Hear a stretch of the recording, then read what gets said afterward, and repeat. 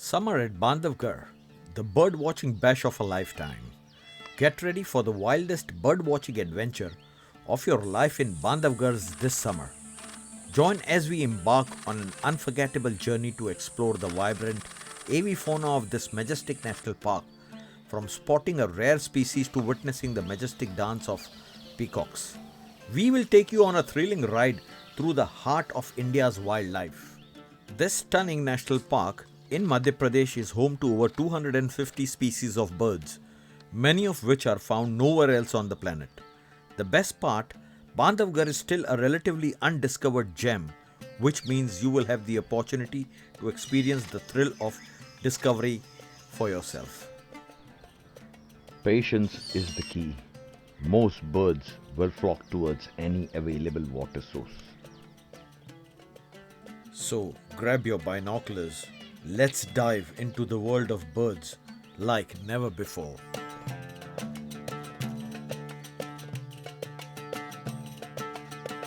We will be photographing today on birds of Bandhavgarh during this extreme summer of central India.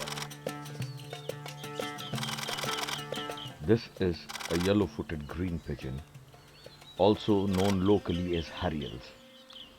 Is a common species of green pigeon found in Indian subcontinent. It is the state bird of Maharashtra. Not usually seen on the ground except to drink, they are so easily camouflaged on the canopies of trees without anyone noticing it. In this rich biodiversity hotspot of India, I am very keen on this winged jewel of the forest with a beautiful crest, sharp talon, acute vision and varied colors. I am fortunate to shoot some unique drinkable habit of this changeable hawk eagle or Indian crested hawk eagle, which is a large bird of prey species. It is a typical hawk eagle.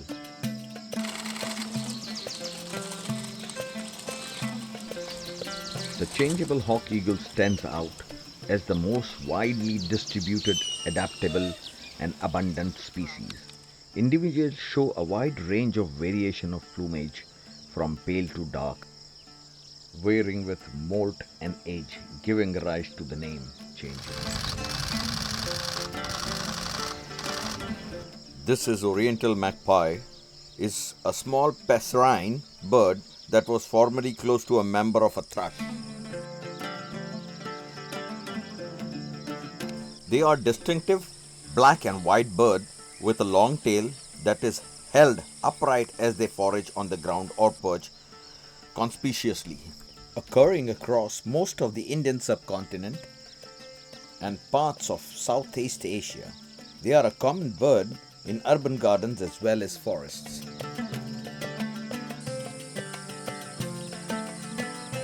They are particularly well known for their songs and once popular as a cage bird. These birds were once kept in cages because of their singing and were also used for fighting matches. Both are now illegal in India. The oriental magpie robin is the national bird of Bangladesh, where it is known as a doel and appears on their currency notes as well. You can just see behind the oriental magpie robin, the red whiskered bulbul or crested bulbul is a passerine bird native to Asia. It is a member of the bulbul family. As both the birds are enjoying this water puddle, and you know how this water puddle came in this scorching heat. There was an pre-monsoon shower which gave them a relief. These bulbuls are a resident frugivore found mainly in tropical Asia. It has been introduced in many tropical areas of the world where populations have established themselves. It has a loud 3 or 4 note calls, feeds on fruits and small insects, and perch conspicuously on tree. It is a common in hill forest and urban gardens. This Indian robin is a species of bird in the family of Muscicapidae. The Indian robin, it is widespread in the Indian subcontinent and ranges across Bangladesh, Bhutan, Nepal, India, Pakistan and Sri Lanka.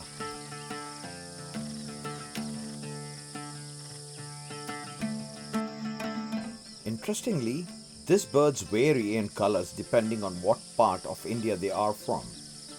They enjoyed a varied diet of common insects and often wait until the evening to go out and catch the bugs. Obians clean their feather by splashing around in ponds, mud puddles, melted snow, bird baths, and lawn sprinklers.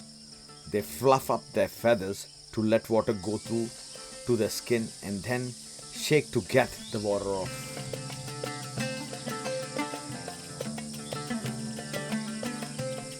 Usually in the afternoon is the regular bath time on a hot day.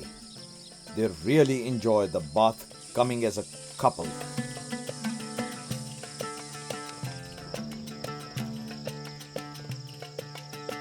As you can see in this water body, it is a painted stork. Mysteria leucocephala is a large wader in the stork family. Their distinctive pink tartel feather of the adult give them their name. They immerse their half-open beak in water and sweep them from side to side and snap up the prey of small fish that they are sensed by touch. As they wade along, they also stir the water with their feet to flush hiding fish. And simultaneously, we are also lucky to find a tiger also just on the background. Isn't it great? And this is a grey heron, one of the large heron species. Extensive geographical range globally and are found throughout the Indian subcontinent. Despite their widespread presence, local populations are endangered by the habitat destruction and disturbance of nesting sites. And this is Indian peafowl. The male is called peacock while the female are called peahens. Together they are peafowls.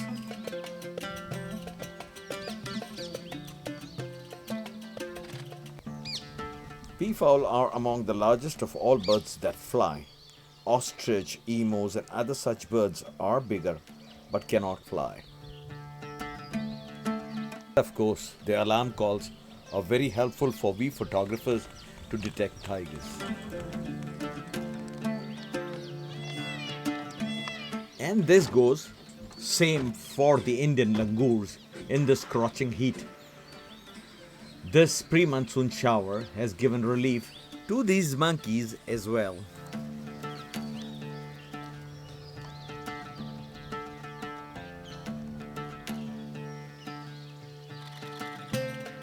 In the afternoon of this extreme heat, we got a chance to take some photographs of red-nipped ibis. The wings, feather and tails are black with blue-green gloss, while the neck and body are brown and without gloss. A white patch on the shoulders stands out, and top of the featherless head is a patch of bright red warty skin. The warts patch, technically a triangular patch with an apex at the crown and the base of the triangle behind the nape that develops in adult birds. The iris is orange-red. Both sexes are identical. Young birds are browner and initially lack the bar, head and crown. The bills and legs are grey but turn reddish during the breeding season. The toes have a fringing membranes and are slightly webbed at the base. They are usually silent but call at dawn and dusk and more often when nesting. The calls are a series of loud braying, squeal screams and descent in the loudness. Always remember this. This species can be confused with the glossy ibis when seen at a distance, but the glossy ibis is a smaller, more gregarious, associated with wetlands and lack the white on the wing and has a fully feathered head. The red-nipped ibis is widely distributed in the plains of the Indian subcontinent. The habitats this bird is found at its lakes, marshes, riverbeds and on irrigation farm fields. It is gregarious and generally forage on margins of wetlands in small numbers. It is omnivore, feeding on carrions, insects, frogs, crabs, and small vertebrates.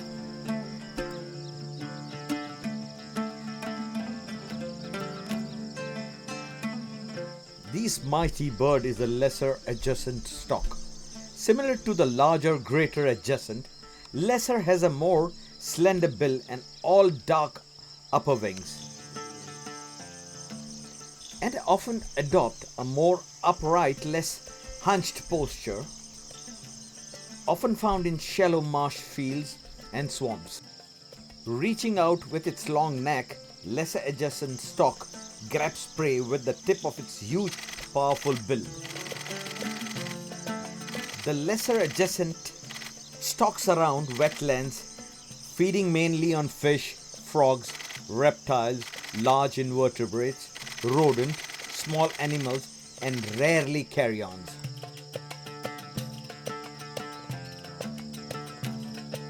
Locations of prey appears to be entirely visual, with one observation of storks sitting on a tall tree or poles apparently scanning a marsh for prey.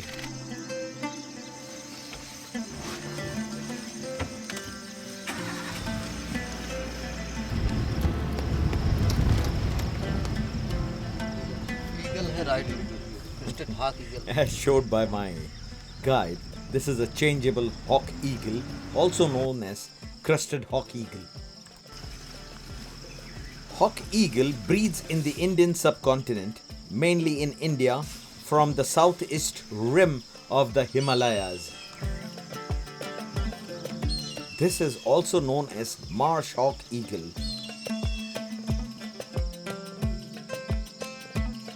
It also shows a wide range of variation in plumage from pale to dark, varying with molt and age, giving rise to the name changeable. The term changeable refers to the changing dark morph to pale morph and vice versa.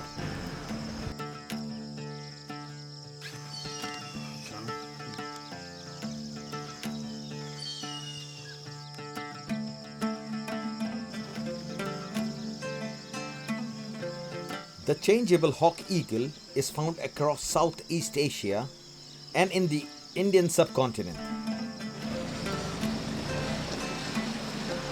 The changeable hawk eagle can be found places like timbered watercourses, cultivations with trees, savanna woodland, suburban edge forest villages, and tea plantations. Today you can see them. He is feeding on termites. Mostly feeds on snakes, lizards, preys on small mammals, birds, fish, frogs, and crabs. This species is categorized as the species of least concern by BirdLife International. The biggest threat to the species faces like habitat destruction and fragmentation, as well as human persecutions.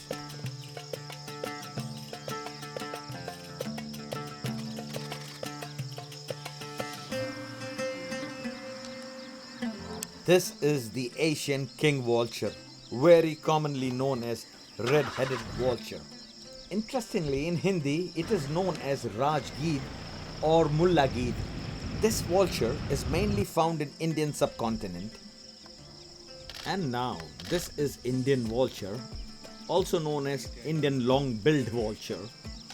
The Indian vulture is native to India, Pakistan, and Nepal. It is a light brown, medium-sized vulture. It has a whitish feather on a dark head and neck, a pale bill, and a pale collar which are prominent behind the neck. It is noticeable in flight. The pale underpart and underwing contrast with the dark flight feathers. Species nest in colonies on cliffs and ruins and occasionally in trees. Similar to the slender-billed vulture, Indian vultures are not as lanky and have a paler bill and a very tiny ear hole. And this is the mighty Himalayan vulture or Himalayan griffin vulture. As you can see that the griffin vulture is being troubled by lapping, and probably it could be because the lapping is trying to hold its breeding ground. And yes, all these three vultures, red-headed vulture, Indian vulture and Himalayan griffin vulture, has gone through a lot of trouble, nearly into extinction and still in the list critically endangered category by the IUCN Red List.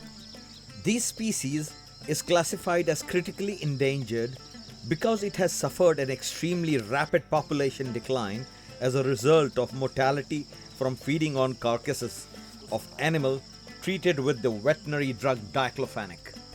15 years ago there were millions. Now they have almost completely disappeared. Finally, in November 2020, the Indian government released an action plan for vulture conservation in India. According to National Geographic, these endangered scavengers are crucial because without vulture, reeking carcasses would likely linger longer, insect population would boom, and diseases would spread to people, livestock, and other wild animals.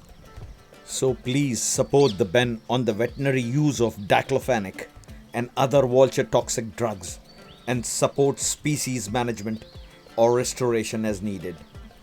Continue to carry out public awareness and public support program. If you enjoyed this adventure, be sure to check out our other videos on wildlife experience and share your favorite bird watching moments in the comments below. This is Habib Nasser. Photography is my subject and I'm open to learning.